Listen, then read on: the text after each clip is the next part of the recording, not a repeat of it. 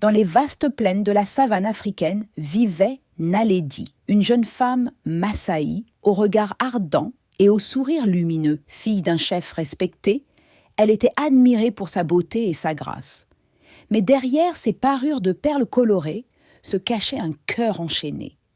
Depuis son enfance, Naledi était promise à Olum, un puissant guerrier du clan, reconnu pour sa force et sa richesse. Le mariage devait unir leurs familles et renforcer les liens entre villages. Mais si Olum représentait l'honneur et la fierté, il ne représentait pas l'amour, car le cœur de Naledi appartenait déjà à Quito, un jeune éleveur modeste. Quito n'avait ni terres immenses, ni troupeaux prestigieux, mais il possédait une chose que nul ne pouvait acheter, une tendresse infinie et des rêves de liberté. Chaque soir, à l'abri des regards, Naledi et Quito se retrouvaient sous un vieil acacia, leur rire et leurs murmures se mêlant au vent chaud de la savane. Mais le destin ne pardonne pas les amours interdits. À l'approche du mariage, les anciens resserrèrent leur surveillance.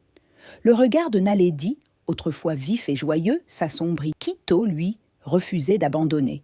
« Fuyons, Naledi, disait-il. Quittons ces terres où ton cœur n'a pas le droit de choisir. » Naledi hésitait. Devait-elle braver les traditions séculaires de son peuple, risquer l'exil et la honte pour suivre son cœur? Ou devait-elle se résigner à épouser Olum, portant pour toujours le poids d'un amour sacrifié? Le jour du mariage arriva. Le village tout entier s'était rassemblé. Les chants et les danses résonnaient.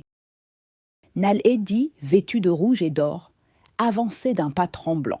Ses yeux cherchaient désespérément le visage de Quito parmi la foule. Et lorsqu'elle l'aperçut, caché à l'ombre d'une case, elle comprit que son choix déciderait de son destin. Ainsi se termine l'histoire de Naledi, une histoire où l'amour affronta la force des traditions.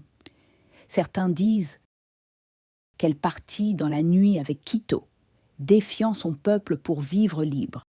D'autres racontent qu'elle accepta son sort, devenant l'épouse d'Olum, mais gardant en elle à jamais la douleur d'un amour perdu. Et toi, que crois-tu qu'elle a choisi ?